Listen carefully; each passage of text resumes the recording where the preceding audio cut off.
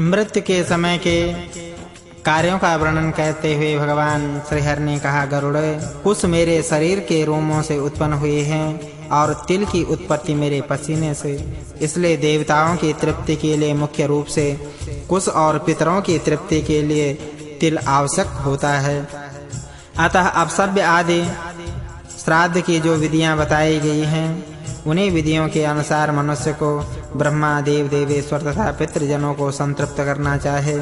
अपसव्य आदि होकर तिल का उपयोग करने से ब्रह्मा, पितर और देवेश्वर तृप्त होते हैं। अपसव्य होकर कर्म करने से पितरों की संतृप्ति होती है। कुश के मूल भाग में ब्रह्मा, मध्य भाग में विष्णु तथा अग्र भाग में शिव को जानना चाहे। ये तीनों देव कुश में प्रतिष्ठित माने गए हैं। हे परीक्षित, ब्राह्मण, मंत्र, कुश और अग्नि, तुलसी ये बार समर्पित करने पर भी परीक्षित नहीं माने जाते, कभी निर्माल्य अर्थात बासी नहीं होते। इनका पूजन में बारंबार प्रयोग किया जा सकता है। हे खगेंद्र, तुलसी, ब्राह्मण, गौ, विष्णु तथा एकादशी व्रत ये सभी पांचों संसार में डूबते हुए लोगों को नौका के समान पार कराते हैं। प्यारे हे पक्ष श्रेष्ठ गरुड़, विष्णु, एकादशी, गीता, तुलसी, ब्राह्मण, गौ ये 6 इस असार संसार में लोगों को मुक्ति प्रदान करने के लिए साधन हैं। ये षड्पदी हैं कि दर्भमूले स्थितो ब्रह्मा, मध्ये देवो जनार्दनः, दर्वाग्रे शंकरं विद्या, त्रयो देवा कुशे स्मृताः, कि विष्णोरेकादशी, गीता, तुलसी, विप्रधेनवः, असारे दुर्ग संसारे, षड्पदे मुक्तिदायिनी। जैसे तिल की पवित्रता अतुलनीय होती है, उसी प्रकार कुश और तुलसी भी अत्यंत पवित्र होते हैं। ये तीनों पदार्थ मरणासन व्यक्ति को दुर्गति से उबार लेते हैं। दोनों हाथों से कुश उखाड़ लेना और उसे पृथ्वी पर रखकर जल से प्रोक्षित करना चाहे तथा मृत्यु काल में मरणासन के दोनों हाथों में रखना चाहे। जिसके हाथों में कुशाएं हैं और जो कुश से परिवेष्टित कर दिया जाता है, वह मंत्रहीन होने पर भी समंत्रक क्रियाएं न हो पाए, फिर भी वह विष्णु लोक को प्राप्त कर लेता है। इस असार संसार में भूमि को गोबर से लीप कर उस पर मृत मनुष्य को सुलाने से और कुशासन पर स्थित करने से तथा विशुद्ध अग्नि में दाह करने से उसके समस्त पापों का नाश हो जाता है।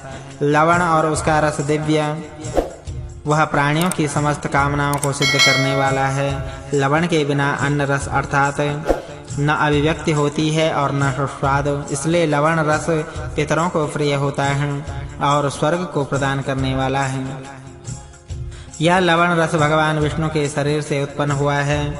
इस बात को जानने वाले योगी जन लवण के साथ दान करने को कहते हैं। इसी पृथ्वी पर यदि ब्राह्मण, क्षत्रिय, वैश्य, स्त्री तथा शूद्र वर्ण के आतुर व्यक्ति के प्राण निकलते हों, तो उसके लिए स्वर्ग का द्वार खुलने के लिए लवण का दान करना चाहिए। हे पक्षेंद्र, अब मृत्यु के स्वरूप को विस्तार पूर्वक सुने। मृत्यु ही काल है।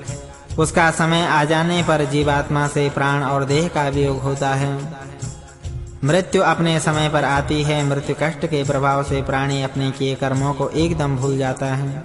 हे गरुड़, जिस प्रकार वायु मेघ मंडल को इधर-उधर खींचता है, उसी प्रकार प्राणी काल में विवश होकर रहता है। सात्विक, राजस, तामस ये सभी भाव काल के बस में हैं। प्राणियों में वे काल के अनुसार अपने-अपने प्रभाव का विस्तार करते हैं। सर्प, हंता, गरुड़, सूर्य, चंद्र, शिव, वायु, इंद्र, अग्नि, आकाश, पृथ्वी, मित्र, औषधि, आठों वसु, नदी, सागर और भाव अभाव ये सभी काल के अनुसार यथा समय उद्भूत होते हैं, बढ़ते रहते हैं। हे पक्षराज गरुड़, जब मृत्यु आ जाती है तो उसके कुछ समय पूर्व दैवयोग से कोई रोग प्राणी के शरीर में उत्पन्न होता है।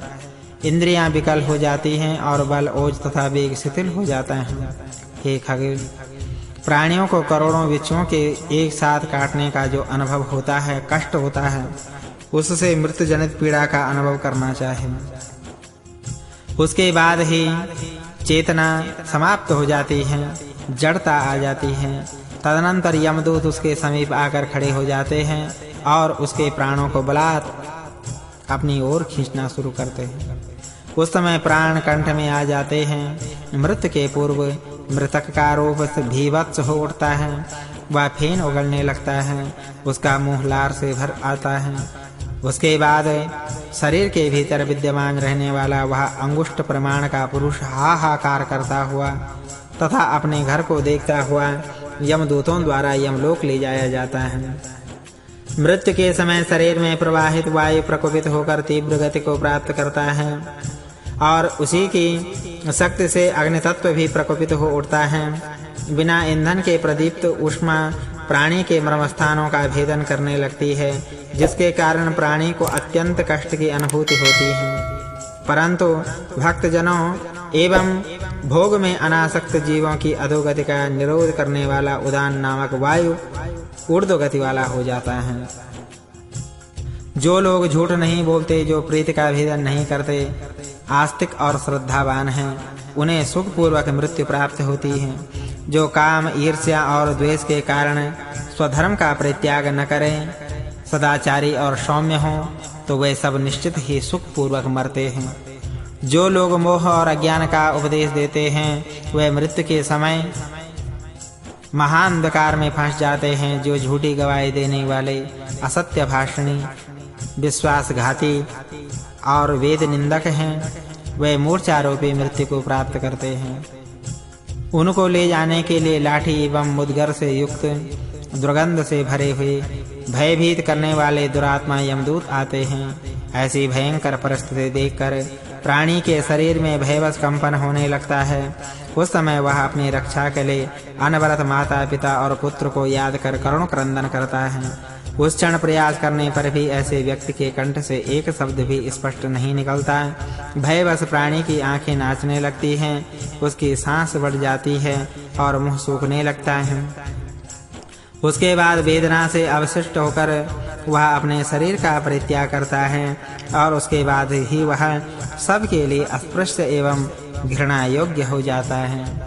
हे गरुड़, इस प्रकार मैंने यथा प्रसंग मृत्यु का स्वरूप तुम्हें सुना दिया। अब आपके उस दूसरे प्रश्न का उत्तर देता हूँ जो बड़ा ही विचित्र है, उसे सुनो। कि पूर्व जन्म में किए गए भांति-भांति के भोगों का भोगता हुआ प्राणी यहाँ भ्रमण करता रहता है। देव, असुर, यक्ष आदि योनियों को भी प्राणी के लिए सुखदायी नहीं है। मनुष्य, पशु, पक्षी आदि योनियां उत्पन्न दुखदायी नहीं है। हे खगेश्वर, प्राणी को कर्म तथा तारतम्य से इन योनियों में प्राप्त होता है। अब मैं इसी प्रसंग में आपसे कर्म विपाक का वर्णन करूंगा। गरुड़, प्राणी अपने सत्कर्म एवं दुष्कर्म के फलों की विधिवत्ता अनुभव करने के लिए इस संसार में जन्म लेता है। जो महापातकी, ब्रह्म हत्यादि महापातक जन्य अत्यंत कष्टकारी रौरवादि नरक लोकों का भोग कर कर्मक्षय के बाद पुनः इस पृथ्वी पर जिस लक्षणों से युक्त होकर जन्म लेते हैं, उन लक्षणों को आप मुझसे सुनो। ब्राह्मण की हत्या करने वाले महापातकी को मृग, अश्व, सूकर और ऊंट की योनि प्राप्त होती है। सुवर्ण चोरी करने वाला कृमि, कीट और पतंग योनि में जाता है। गुरुपत्नी के साथ सहवास करने वाले का जन्म क्रमशः तृष्ण, तृणरता और गुल्म योनियों में होता है। ब्रह्मघाती, क्षय रोग का रोगी, मद्यपी, विकृत दंत, स्वर्ण चोरी, कुनखी और गुरुपत्नगामी चर्म रोगी होता है। जो मनुष्य जिस प्रकार के महापातकियों का साथ करता है, उसे भी उसी प्रकार का रोग प्राप्त हो जाता है।